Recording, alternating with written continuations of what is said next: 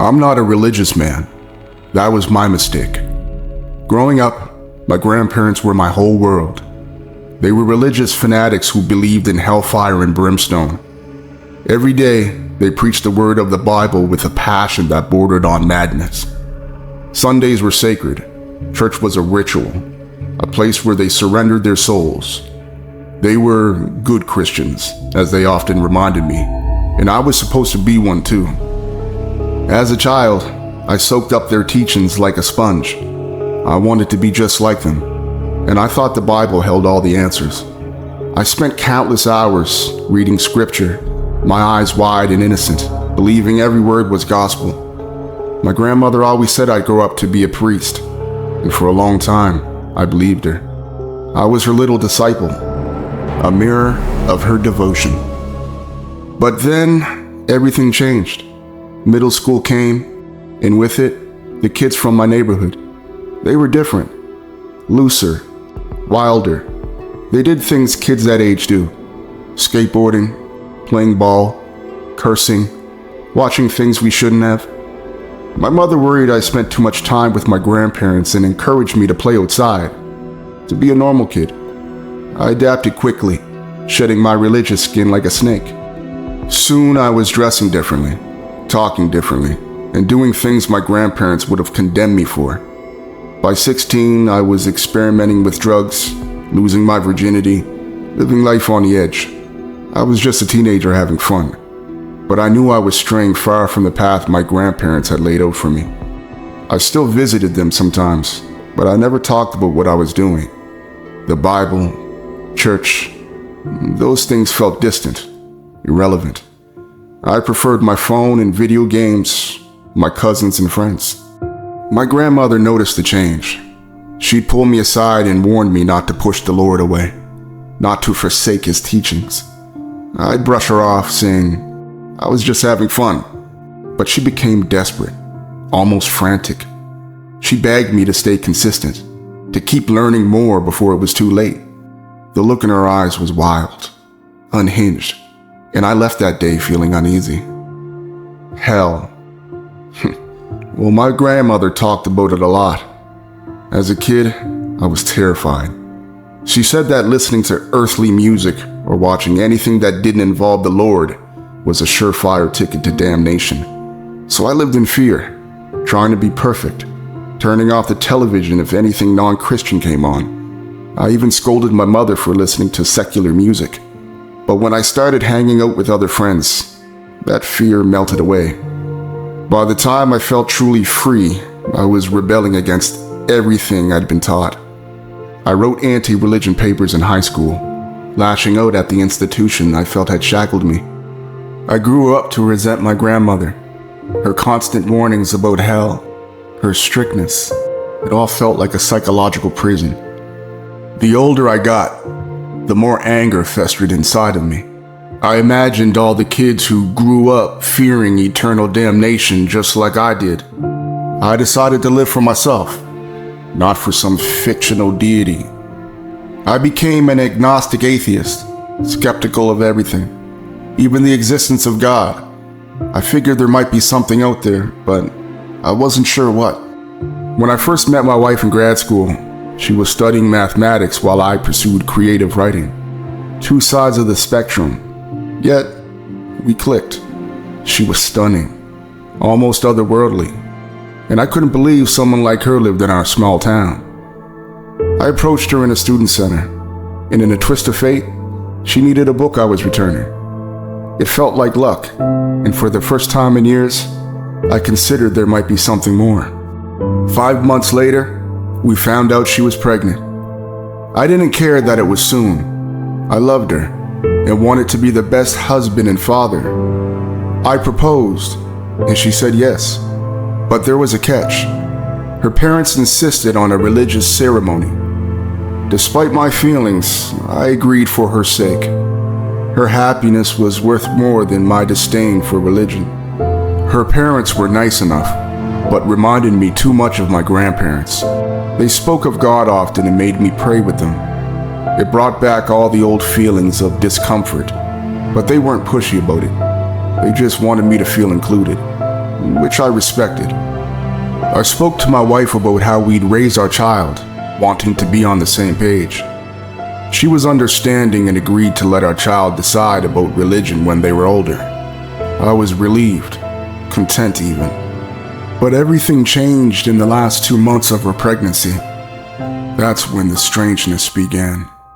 My wife started throwing up blood. Dark, thick blood. I rushed her to the hospital, but the doctors found nothing wrong. They ran tests, checked everything, but she and the baby were healthy. I chalked it up to some weird symptom, but it didn't sit right with me. Then came the cravings. Pregnant women have strange cravings, but my wife's were unsettling. She craved blood. She wasn't drinking it like some vampire. She'd prick her finger with a thumbtack or give herself paper cuts and suck on the wounds. I noticed it a few times but said nothing, hoping it was just a phase. One night, I woke up to find her sitting up in bed, the lamp casting eerie shadows on the wall. She was repeatedly stabbing herself with a thumbtack, sucking on her thumb with a almost feral intensity. I grabbed her hand, demanding to know what was happening. She confessed that something about the taste of blood soothed her, stopped the pain from the baby kicking. She said it was the only thing that helped. I was horrified and insisted she see a therapist, hoping it would end the madness, but things only got worse. The day my son was born was the happiest day of my life, but that joy quickly turned into something else, something dark and cold. The doctors, the nurses, everyone who saw him commented on how different he was. The doctor who delivered him even said, "I feel like your son is going to change the world." At first, I thought he was just being polite, but the look in his eyes told a different story. My son was beautiful, unnaturally so. Even as a baby, he had a strange, magnetic quality that drew people to him. They'd stop us on the street, gushing about how adorable he is, how special. But I never felt comfortable. There was something off about him, something I couldn't quite put my finger on. He was too aware, too quiet. As he grew, the oddities only multiplied. He never laughed at cartoons or cried when he was alone. He just stared, as if lost in thought.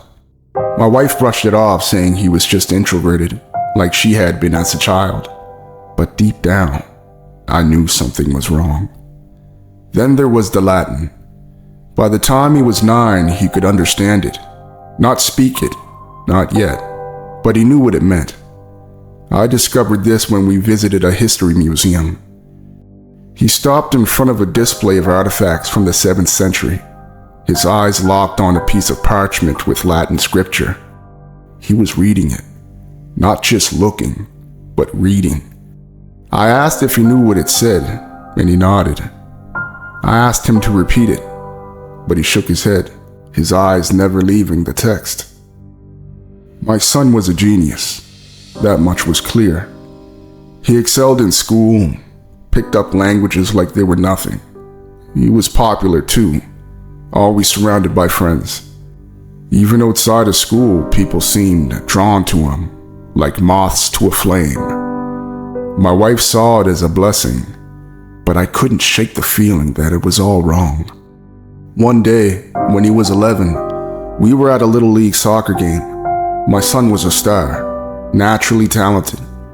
But during the game, another kid slipped and twisted his ankle. The boy screamed, crying for help. My son ran over, kneeling beside him. The adults rushed over, but when they reached the boy, he stood up, saying that he felt fine. His pain was gone, just like that. Everyone praised my son, calling him a good luck charm. The cheers and adoration echoed in my ears, and a chill ran down my spine. I remembered something my grandmother had told me all those years ago, a story about the Antichrist. She said one day a boy would be born who would grow up to be universally loved, performing miracles that would deceive the world. People would hail him as the second coming of Christ, but he would be the harbinger of the end, the beginning of the apocalypse. As I watched my son smiling and waving at the crowd, I couldn't help but wonder, could he be what she prophesied? The Antichrist? And if he was, what did that make me? I tried talking to my wife about it, but she wouldn't listen. She believed our son was a miracle, that he was destined for something greater on this earth. When I told her, she was starting to sound like a fanatic. She became defensive, insisting that he was special. Her voice wavered with emotion, her eyes wide with fervor I hadn't seen before. I could feel the tension rising, a thick fog of unease settling over us. Not wanting to upset her further, I let it go. I shouldn't have. I could give you countless examples over the years of the strange things my son did. Always so joyful, always so eager to help others. There was an eerie perfection to everything he did, a calmness that felt unnatural for a child his age. But it wasn't until years later that I truly understood the horror of what I had brought into this world. A few weeks after his 22nd birthday, our carpet was worn and frayed, so we decided it was time to replace it. I asked my son to help me cut the old pieces, and he did it flawlessly, his hands working the blade with an eerie precision. I was so caught up watching him that I lost focus on what I was doing. My hand slipped, and I sliced my thumb open. Blood poured from the wound, thick and dark. I could see cartilage and bone, and the pain was blinding. My thumb throbbed with an intensity that made my vision blur. I knew I needed stitches. I was preparing to wrap my hand and rush to the hospital when my son walked over, calm as ever. He didn't hesitate, didn't flinch at the sight of my mangled thumb.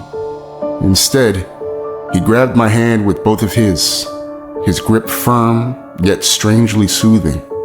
He looked me straight in the eyes, his gaze steady and unnaturally intense. For a moment I was lost in his eyes, an abyss of calm that washed over me, dulling the pain and the panic. His voice was soft, almost hypnotic, as he said, "I'll never let anything bad happen to you. I'll always help you."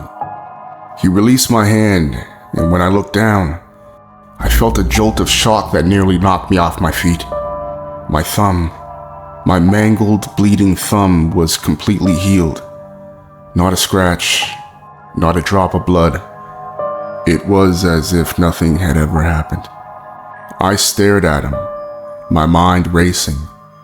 He smiled at me, a serene, almost knowing smile, and went back to cutting the carpet as if nothing had happened. As if what I had just witnessed wasn't impossible. As if he hadn't just performed some miracle, or something much darker. That night, sleep eluded me entirely. Every time I closed my eyes, I saw my thumb, whole and unblemished, where there should have been a deep, throbbing gash. The pain had vanished, but in its place, a gnawing unease had taken root, growing stronger with each passing hour. I lay in bed, staring at the ceiling, the events of the day playing over and over in my mind like a broken record. My son's words echoed in my thoughts, chilling me to the core. The memory of my grandmother's voice kept intruding, unbidden, her dire warnings from years past surfacing with startling clarity. I hadn't thought about her in years, but now, every word she'd ever spoken to me seemed to take on a new, terrifying significance. Was it possible that she had been right all along? That my rejection of her teachings had blinded me to the truth? The thought twisted in my gut like a knife. Driven by a rising sense of dread, I found myself leaving the bedroom and descending the stairs in the dark.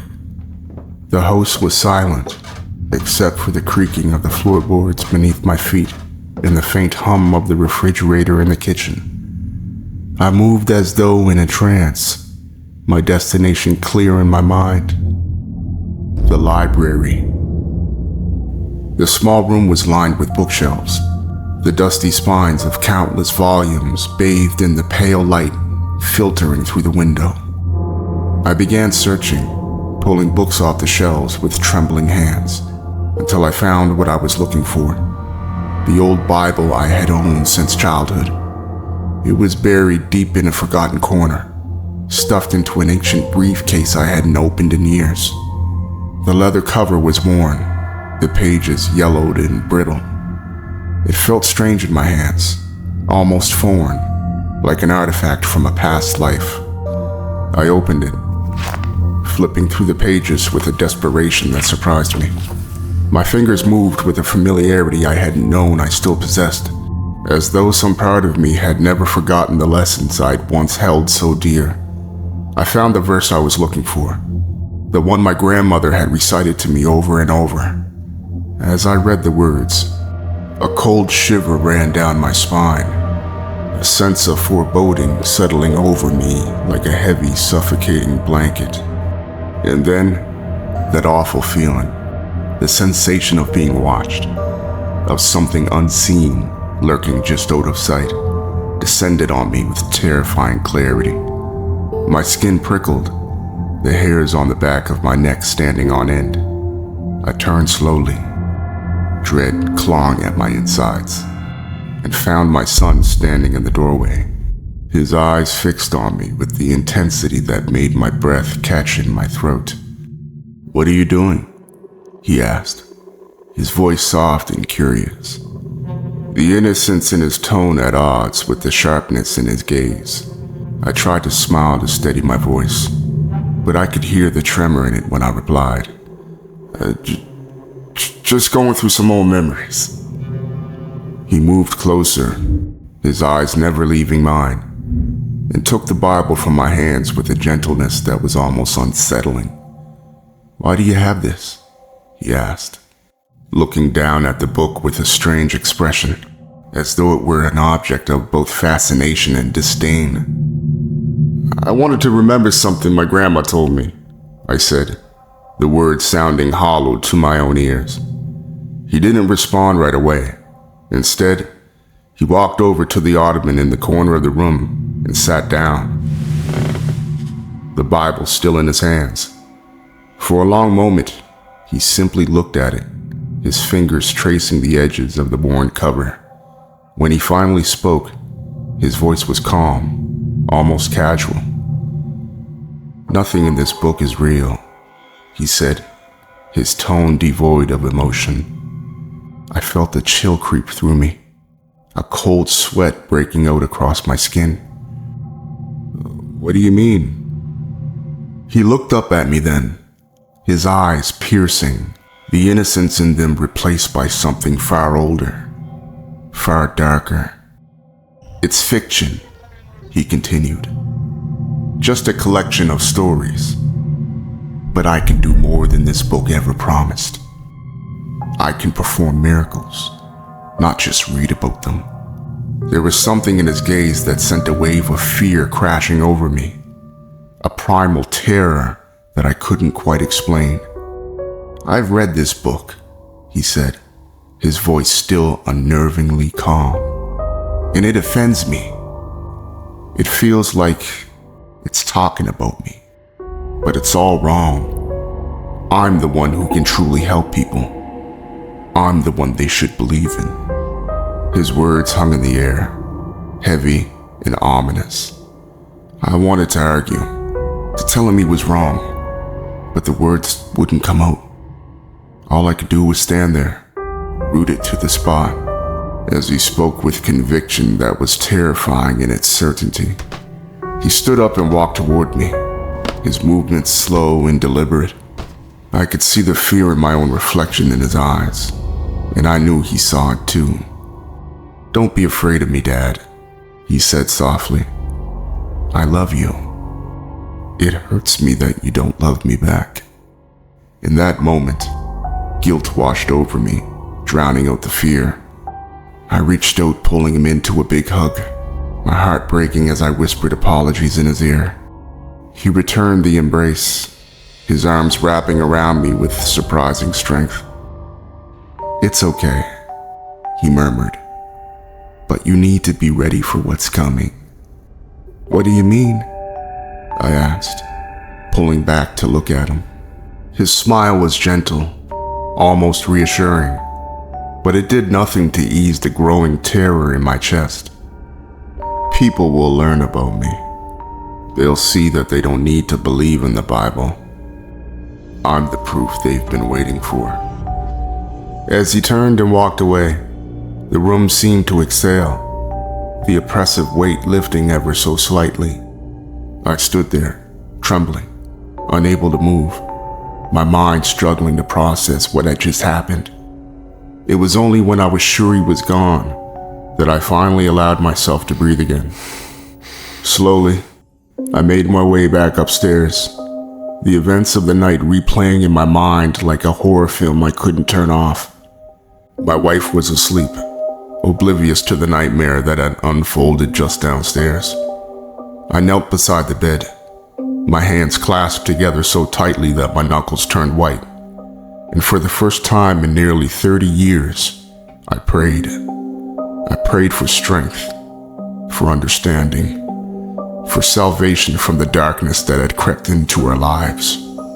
But most of all, I prayed for my son, the boy who wasn't quite a boy, the child who carried within him something far more terrifying than I could ever comprehend.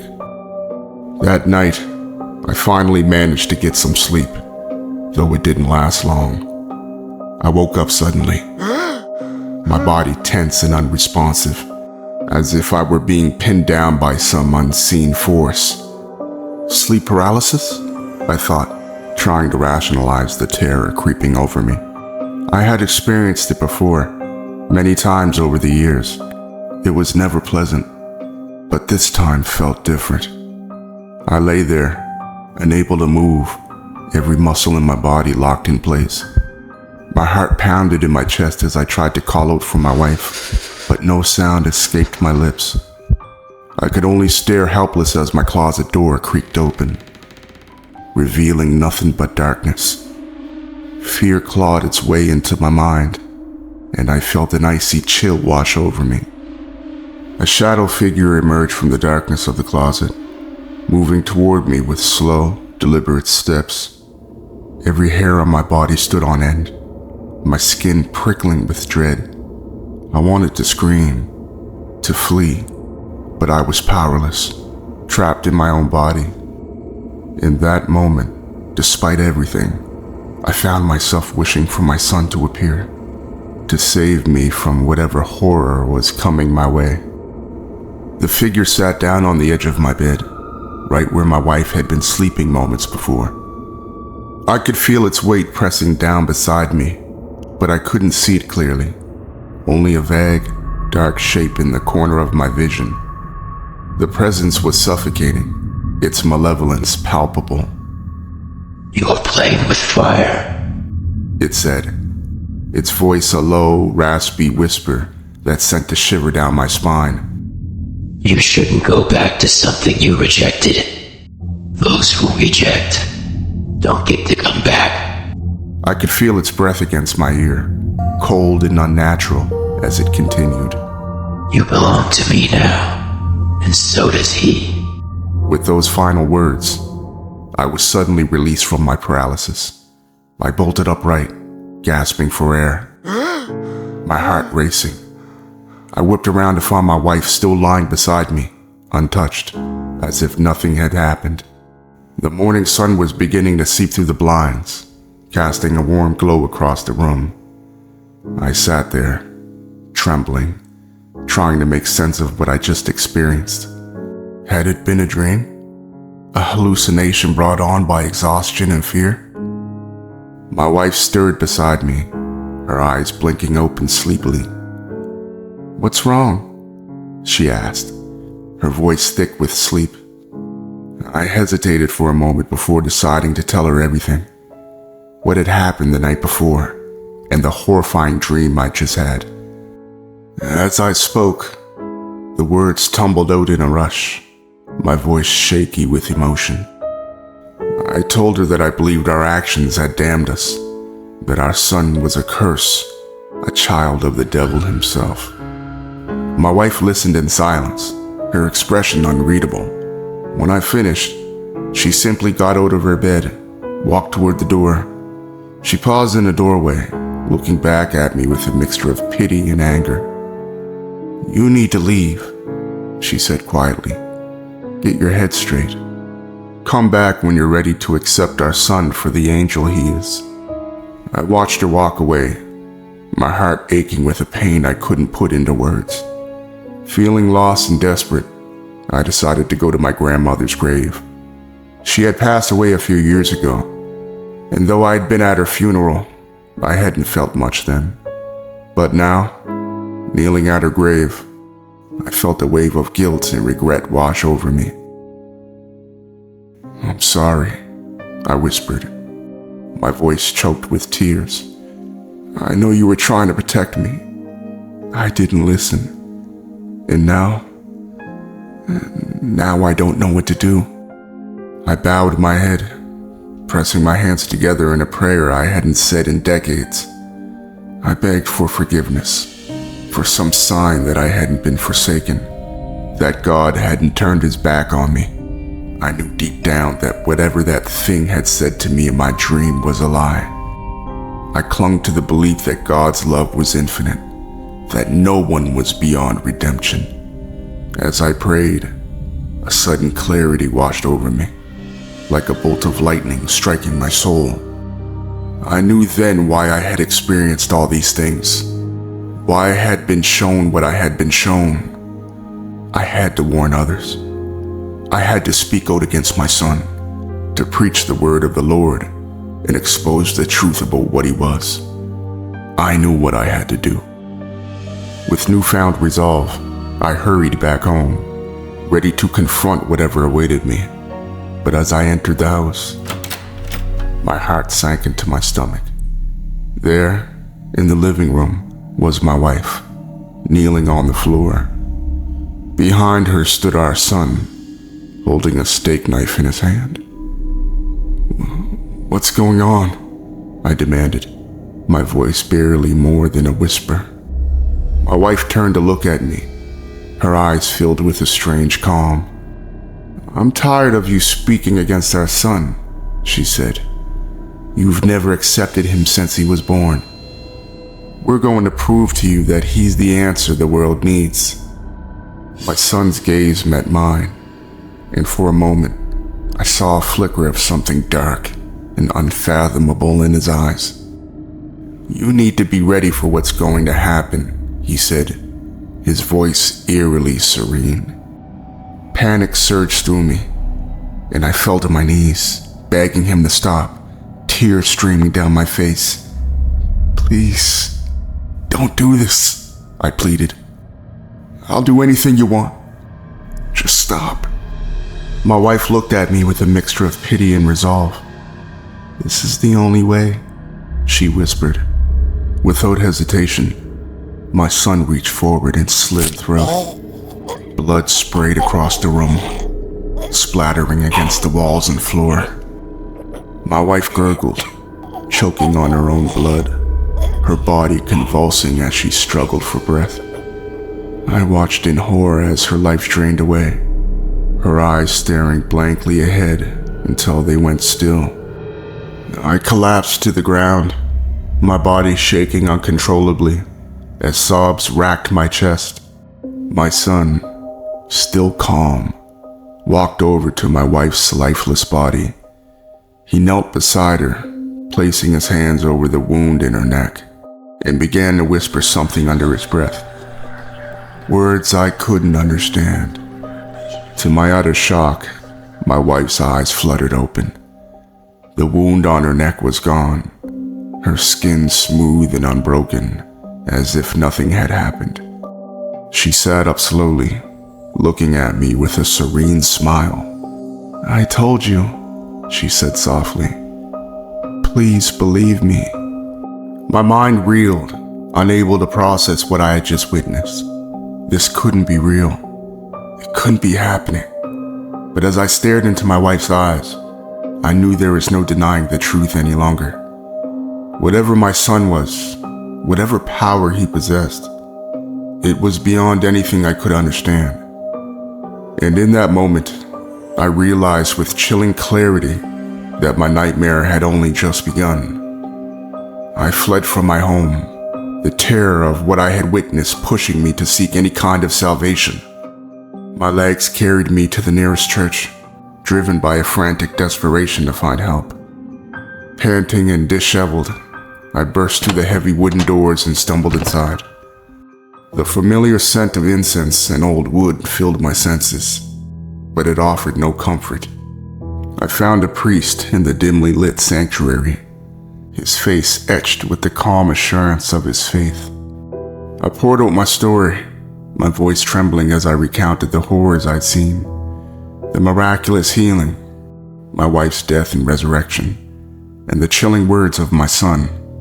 I hoped desperately that this man of God would believe me, that he would understand the gravity of what I was saying. But as I spoke, I saw doubt and disbelief cloud his eyes. His response was a dismissive shake of the head, a firm but gentle assertion that such things could not be true. It was as if he was under some spell, hypnotized by my son's influence. The priest's denial cut deeper than any blade, leaving me feeling utterly abandoned. I left the church in a haze of despair, my faith in organized religion shattered. It became clear to me that no one would believe my warnings, no matter how fervently I tried to convince them. I realized that my son was far more than just a child with extraordinary abilities. He was a dark force, a harbinger of something worse.